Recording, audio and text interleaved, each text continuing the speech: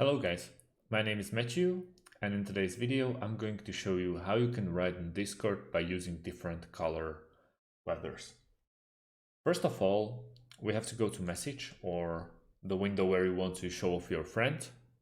We have to go with 3 single quotes like this, and now we have to use a language name color. For red, it's diff. We press Shift and Enter. We have to write it like that. Hello world. For example, Shift Enter, and once again, and there it is.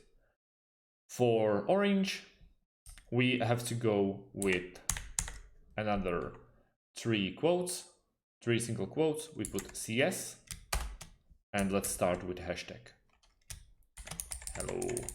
For example, it's just completely up to you. And 3 quotations.